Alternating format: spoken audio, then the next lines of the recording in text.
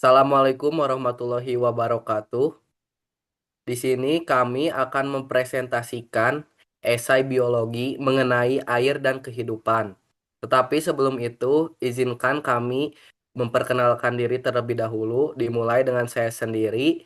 Nama saya Muhammad Fikri Permana dengan NPM 64. Nama saya Aldo Ferdiakusuma dengan NPM 76. Nama saya Faris Fatimah dengan 80. Nama saya Abednego Leopold Lisapali dengan NPM 84. Saya Ahmad Jakir Al-Fakih dengan NPM 107. Dan saya Novita Lisa Romboi dengan NPM 7001. Berikut saya akan memaparkan mengenai pendahuluan terkait air dan kehidupan. Latar belakang dari dibuatnya esai ini karena air merupakan salah satu elemen kehidupan yang sangat penting di dunia. Karena menunjang keberlangsungan hidup seluruh makhluk hidup di bumi. Tanpa air, tidak akan ada makhluk hidup yang mampu bertahan hidup. Sekitar 70% tubuh manusia tersusun dari air, dan lebih dari 70% permukaan bumi juga ditutupi oleh air. Namun, peran air jauh melampaui sekadar kebutuhan biologis. Dalam skala yang lebih besar, air turut membentuk lingkungan fisik tempat manusia tinggal dari lembah, sungai, dan danau, hingga proses pembentukan tanah melalui pelapukan, erosi, dan sedimentasi. Air juga merupakan unsur alam yang mendominasi permukaan bumi, meliputi wilayah perairan seperti laut dan samudra, bahkan lebih luas dibandingkan dengan daratan. Dalam berbagai ekosistem yang ada di bumi, air memegang peranan penting dalam membentuk hubungan dan interaksi antar komponen ekosistem. Bahkan dalam ekosistem gurun yang tampak gersang dan kering, air tetap hadir, misalnya dalam bentuk cadangan air di tanaman kaktus atau air tanah yang tersimpan di bawah permukaan. Hal ini menunjukkan bahwa air menjadi faktor kunci dalam menjaga keberlangsungan ekosistem serta membentuk berbagai aspek kehidupan di bumi. Di balik kelimpahannya, krisis air bersih menjadi tantangan nyata di berbagai belahan dunia. Perubahan iklim, pencemaran lingkungan, dan eksploitasi sumber daya air yang tidak berkelanjutan mengancam ketersediaan air bagi generasi mendatang. Ironisnya, saat sebagian wilayah mengalami kelangkaan air, di tempat lain air justru menjadi ancaman dalam bentuk banjir dan longsor akibat kerusakan ekosistem. Terutama di negara Indonesia ini yang dikenal sebagai negara tropis dengan curah hujan tinggi dan banyak sungai, seharusnya menjadi sumber air bersih yang melimpah. Namun, distribusi dan infrastruktur masih belum merata, menyebabkan banyaknya daerah, terutama pedesaan dan urban pinggiran, kekurangan pasokan air berkualitas. Hal ini disebabkan juga oleh perilaku sebagian warga sekitar yang kurang tepat dalam menggunakan air untuk menyokong kehidupan sehari-hari, sehingga air jadi kurang bersih menjadi hal yang cukup lumrah di beberapa wilayah Indonesia. Oleh karena itu, penting untuk terus mengkaji segala hal yang berkaitan dengan air guna memahami lebih dalam manfaat dan peranannya bagi kehidupan. Selanjutnya, saya akan memaparkan identifikasi topik bahasan dalam esai ini. Yang pertama, bagaimana peran air sebagai elemen esensial dalam mendukung struktur dan fungsi kehidupan di bumi. Yang kedua, apa saja faktor yang menyebabkan terjadinya krisis air dan ketidakseimbangan ekosistem di Indonesia. Yang ketiga, bagaimana dampak pencemaran dan krisis air terhadap kehidupan sosial dan ekonomi masyarakat, terutama di sektor pertanian. Yang keempat, mengapa perilaku masyarakat yang primitif terhadap pencemaran menjadi bagian dari masalah lingkungan yang berkelanjutan? Yang kelima, apa saja upaya yang dapat dilakukan untuk memperbaiki kualitas air dan mengedukasi masyarakat dalam menjaga lingkungan? Dan yang terakhir, bagaimana pemanfaatan teknologi dan media sosial dapat menjadi sarana efektif untuk meningkatkan kesadaran masyarakat tentang pentingnya air dan pelestariannya?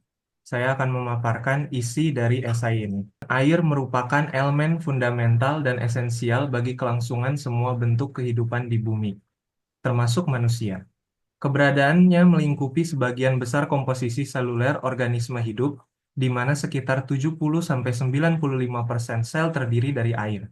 dan menjadikannya media biologis utama di planet ini. Tanpa air, kehidupan seperti yang kita kenal tidak akan ada dan tidak dapat berfungsi dengan baik. Molekul air memiliki sifat polar yang unik, yang memungkinkan terbentuknya ikatan hidrogen antar molekulnya.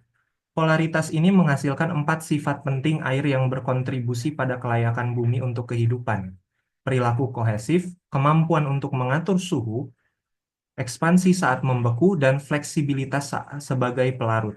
Sifat-sifat istimewa ini sangat terkait erat dengan berbagai proses kehidupan, mulai dari kimia seluler hingga metabolisme organisme yang sebagian besar terjadi dalam lingkungan berair sitoplasma sel. Bentuk molekul air itu sendiri tidak kompleks. Secara umum, molekul H2O atau air terlihat seperti huruf V lebar, dengan 2 atom hidrogen yang digabungkan ke 1 atom oksigen oleh ikatan kovalen tunggal. Sifat oksigen yang elektronegatif dibandingkan dengan hidrogen pun mengakibatkan elektron-elektron pada ikatan kovalen seringkali berada di dekat oksigen, atau biasa juga disebut ikatan kovalen polar, yang berakibat pada distribusi elektron yang tidak wajar dan fenomena anomali air yang timbul dari tarik-menarik antar polar. Hal inilah yang membuat air sebagai pelarut universal yang mampu melarutkan berbagai zat, baik itu garam, gula, gas, dan protein. Kemudian, dalam tubuh makhluk hidup, air menjadi medium reaksi biokimia seperti metabolisme, transportasi nutrien, dan ekskresi limbah.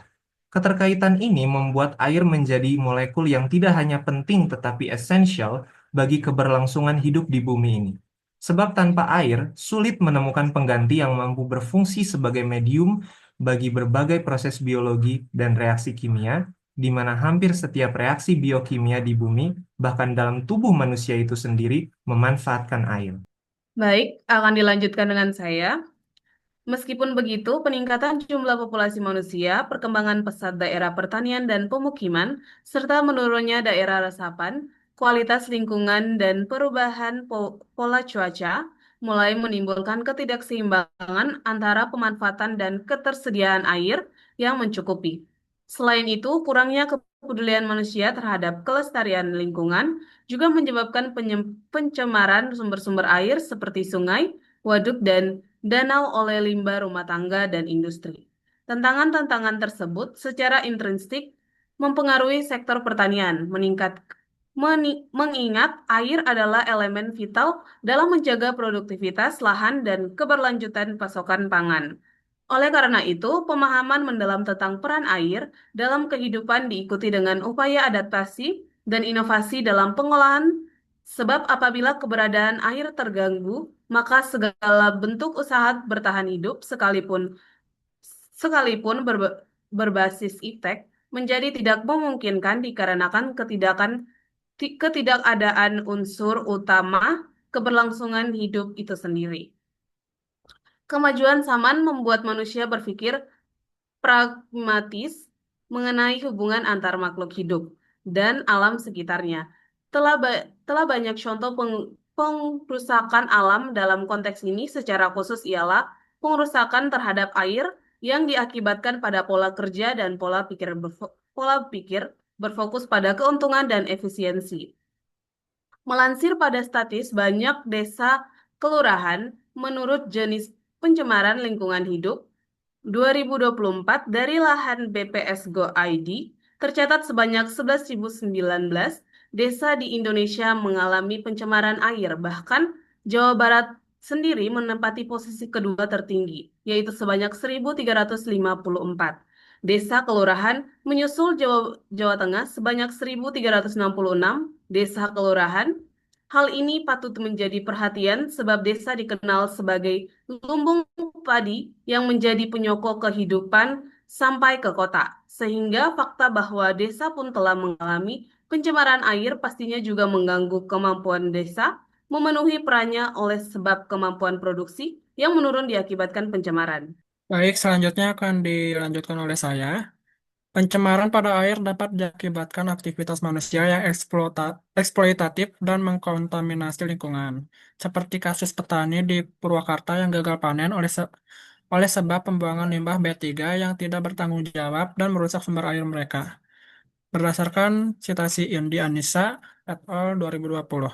Hal ini seperti Hal seperti ini yang harus kita hindari agar tidak terus-menerus terjadi dan mengakibatkan kerugian material, bahkan menciptakan efek domino, merusakkan hajat hidup orang banyak. Sekalipun begitu, dalam membenahi masalah yang kompleks, yang mana melibatkan perilaku masyarakat hingga kelompok dan komponen pembentuknya, tidak ada solusi instan, cepat atau mudah. Sebelum membenahi komponen bersifat makro, kita perlu berfokus kepada masalah skala mikro, yaitu perilaku masyarakat yang acuh dan cenderung menormalisasi pelanggaran terhadap aturan dan pencemaran dengan dalih sudah biasa dilakukan. Rendahnya kesadaran ini didukung pula dengan keterbatasan fasilitas kebersihan dalam lingkungan pemukiman yang membentuk suatu pola pembiaran terhadap pencemaran. Berdasarkan citasi Ega Puja dan kawan-kawan tahun 2024, masyarakat yang tidak menjaga lingkungannya akan membuat citra bagi komponen makro seperti pabrik dan kelompok industri bahwa pencemaran tidak menjadi suatu isu yang perlu dipertimbangkan. Dengan demikian, pencemaran air terus-menerus terjadi. Kesadaran perlu dibangun dan di masyarakat perlu diedukasi mengenai hal-hal yang terkadang terlihat sederhana, namun dapat mengakibatkan efek tercemarnya air sebagai sumber kehidupan. Dan apabila sudah terjadi pencemaran, masyarakat perlu diedukasi mengenai dampak dan metode memperbaiki lingkungan di sekitarnya. Air yang sudah rusak oleh pencemaran masih bisa diperbaiki oleh langkah kecil, seperti penanaman tumbuhan di sekitar aliran air seperti sungai yang mampu menjernihkan dan mengurangi kadar kekeruhan air. Setiap pihak perlu diberikan penyuluhan dan penyampaian materi tentang kesadaran kesadaran akan pencemaran air dan pentingnya bagi kehidupan. Peningkatan kesadaran ini dimaksudkan untuk merubah perilaku dan meningkatkan kualitas hidup dari masyarakat itu sendiri. Oke, selanjutnya akan dilanjutkan oleh saya. Konsep tersebut dapat diimplementasikan dengan pendekatan yang lebih mudah dan sesuai dengan kemajuan zaman.